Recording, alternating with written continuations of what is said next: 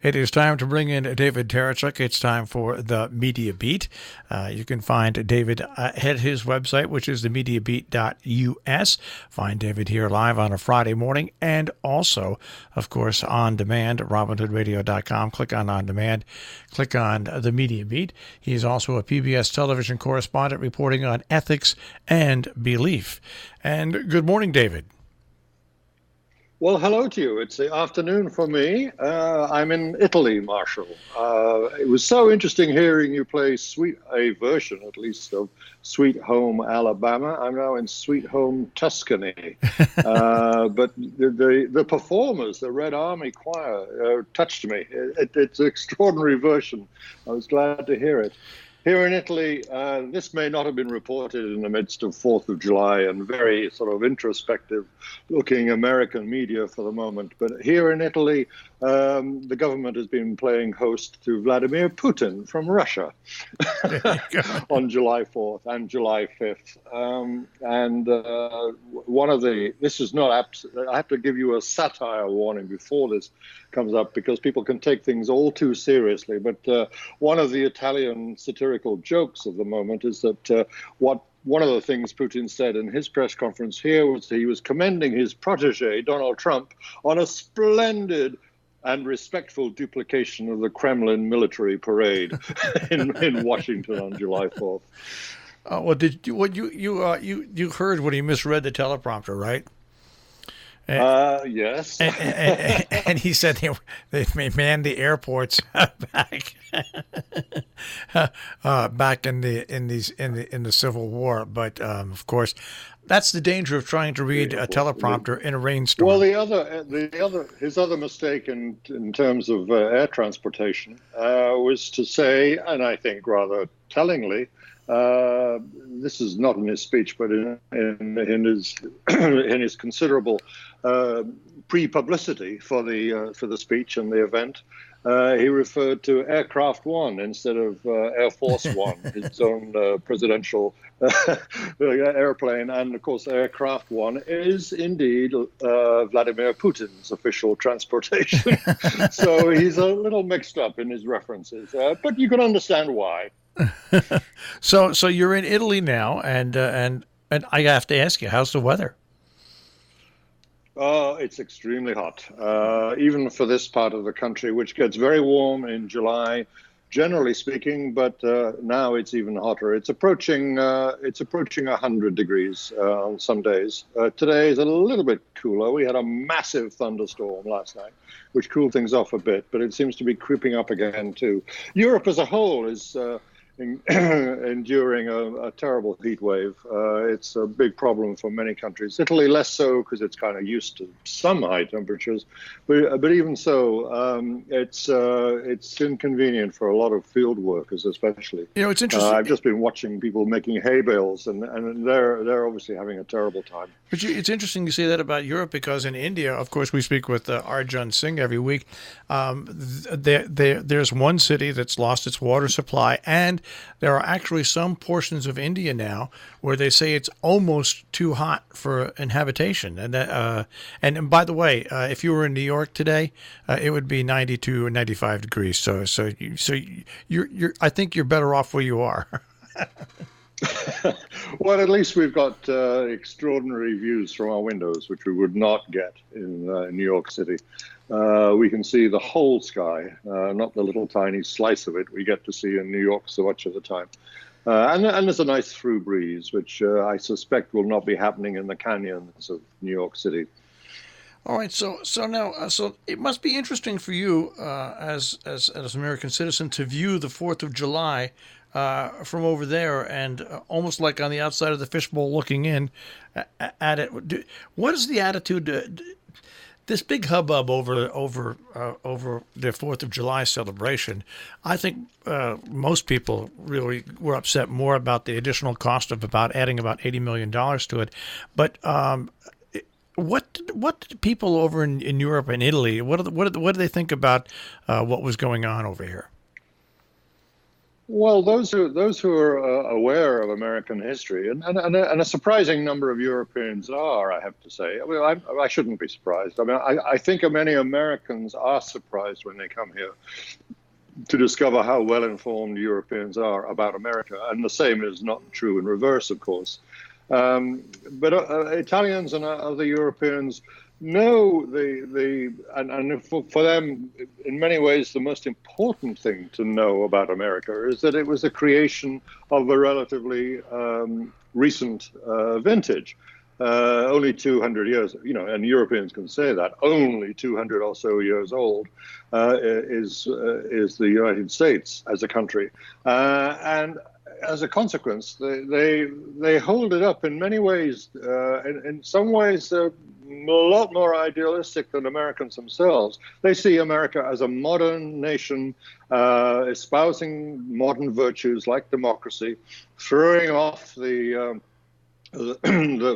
wearisome and burdensome mantle of old systems like monarchy and the feudal system. And that, of course, is what America means to them: something free, something new, something open, something fresh. And so they're a little surprised to see, well, not a little surprised, very surprised to see this presidency, in many ways, in their terms, turning the clock back. And it's a certain degree of, deep concern, really, about the national day of this country, which they associate with the the Statue of Liberty, Lady Liberty standing there in New York Harbor, welcoming everyone. And they know that that's under threat at the moment. And few things epitomize that more than the fact that Washington started to look like another old-fashioned authoritarian kind of Eastern European state with, as the New York Times headline put it for yesterday, saying Trump, flanked by tanks, pleads for national unity.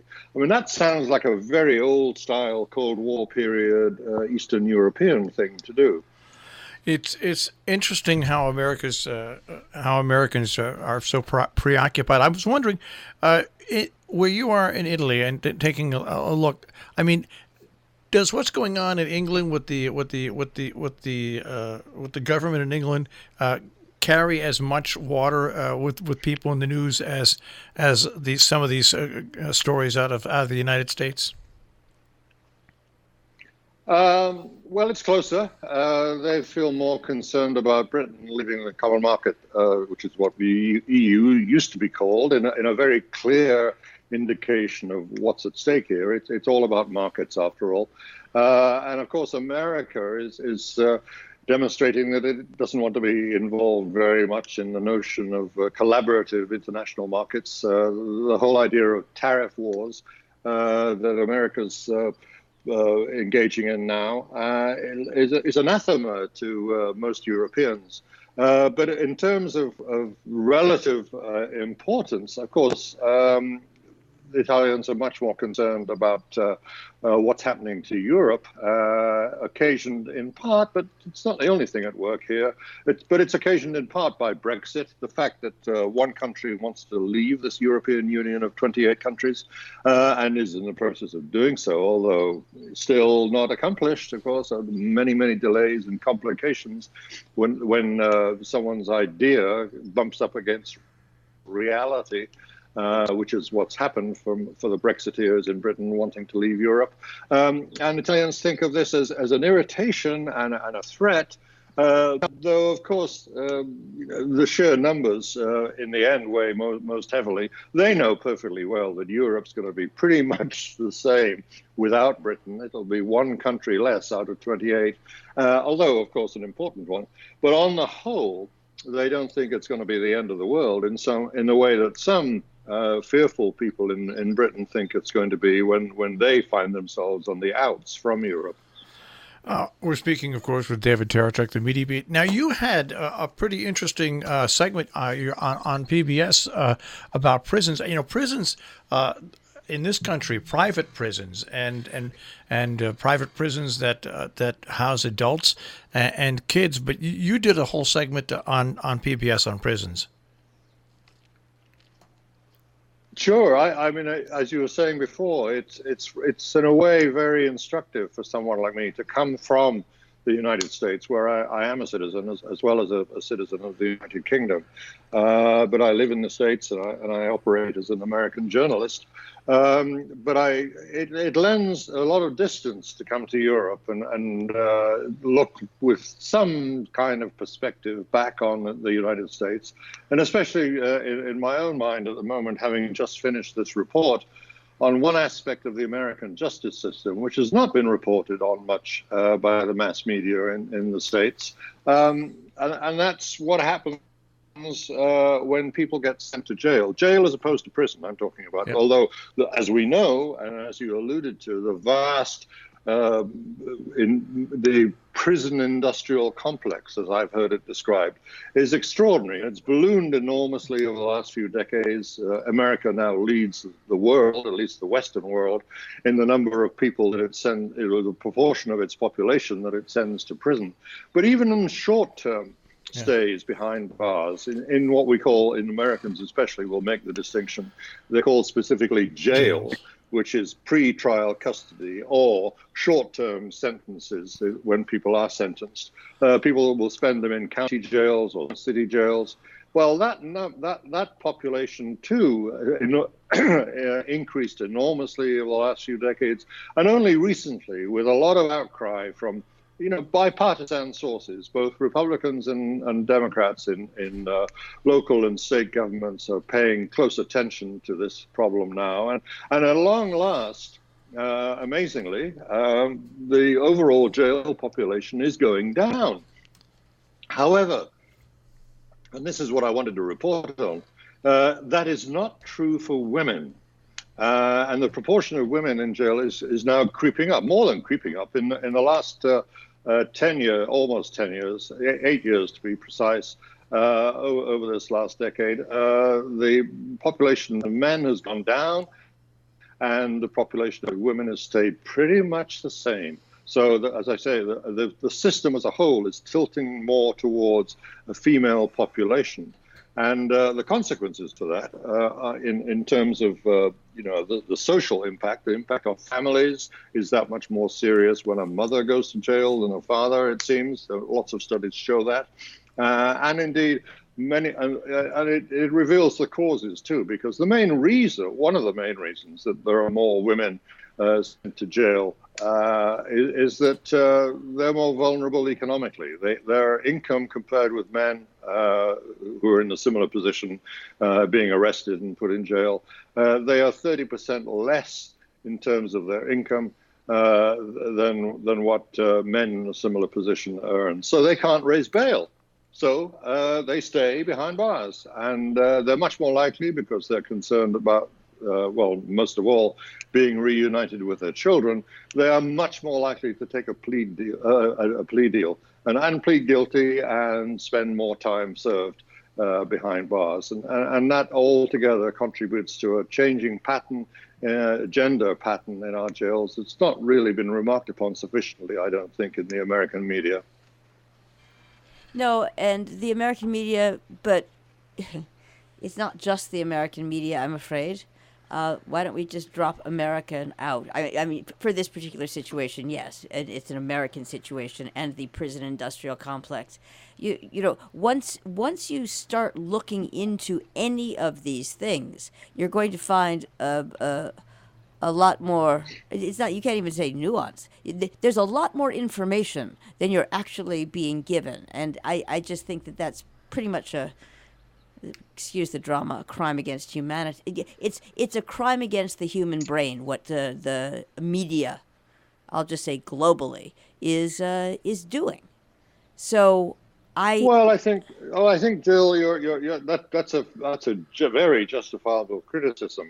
However, I think it's a bit broad brush. I mean, I think almost by definition, the media are never going to completely cover all the detail of any issue or any story. We're not However, talking about details. that places a responsibility on us as journalists to make sure we counter that tendency. It's our job to try and put in as much nuance, as you say, or as much understanding of the facts, as well as just simply the facts, whenever we do a report on anything. And that's certainly been the principle behind the best kind of journalism in America, in Europe, and around the world, I hope.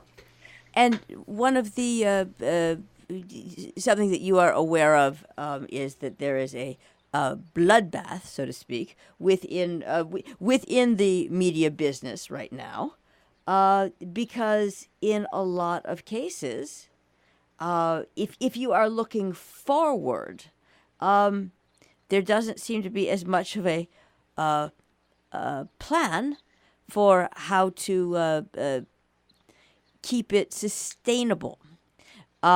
But in the looking backward department, people are still yanging away, and I'm just fascinated by this. I am keeping an eye on what's happening in LA with the LA Times, which is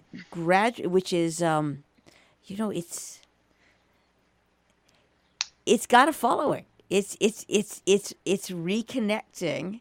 I don't know whether they're going to make it or not, but it's reconnecting with a bunch of people that are more interested in having and when I say paper, I'm not literally talking about, I don't care about the what it's actually printed on. The format. Right. Yeah. I don't care about the format as much as I care about being able to, and this is a bad word, but being able to inform citizenry. And I just sure.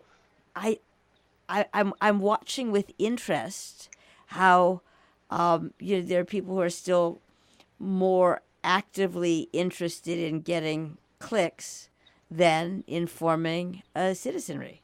And I don't know what we do about this, but I do know that, or I know that I hope that someone is paying attention. And one of the I don't know. What's the humor quotient like in Europe? Well, humor is not quite as broad as American humor. Let's put it that way. It's a little more sophisticated, if I can use a value-laden judge like that, a value-laden judgment term like that. But sure, I mean, there's a dry wit in Europe which is rare to find in America, I have to say. But why do you ask? Because Misery is not going to end up selling a lot of paper. A friend of mine who lives. No, you think I'm joking? That is so very, very, very true. I have to acknowledge that. Yeah, bad news, Misery, as well as Blood and Turmoil, will sell more papers, will gain more clicks, and so consequently has influenced the business pattern and the professional practice of journalists around the world ever since there's been a slate with scratchings on it that people would read out in the town square. If information provision is going to be a business, then it needs a business model. And that's, I think, the crossroads we're at now. When you talk about new examples of ways to do things like the Los Angeles Times, we'll also look to other forms of business plans that people are experimenting with, like subscription ideas, where it's more on the model of America's pattern of cable television, and you subscribe and you get what you subscribe for, and you get exactly the kind of thing that you want as a subscriber, and there are other models as well. But you're right on the general observation that there needs to be a lot more effort devoted to simply delivering what's important to people, not in terms of their immediate clickbait sort of reaction, but because, again, some kind of tabloid headline or photograph is dragging you in, but a genuine appeal to people's need for information upon which they can base their decisions as citizens. And that's always the challenge for journalists. Some of us do it energetically and rigorously. Others do it a little more sloppily. A lot of us do it very sloppily, I'm afraid. And at times, even the best of us end up making pretty bad mistakes because we know we're in a business which is numbers driven. We want to get our message to the greatest number of people. After all, that's a laudable motive, but often it can outweigh the other ones, and that's dangerous. Yeah, and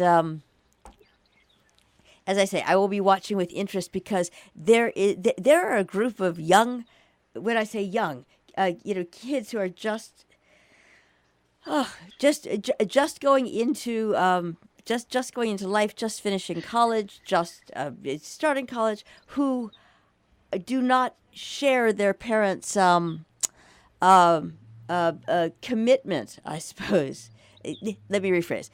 Who are more committed to having good information and living their life than sitting around navel gazing about how horrible it all is.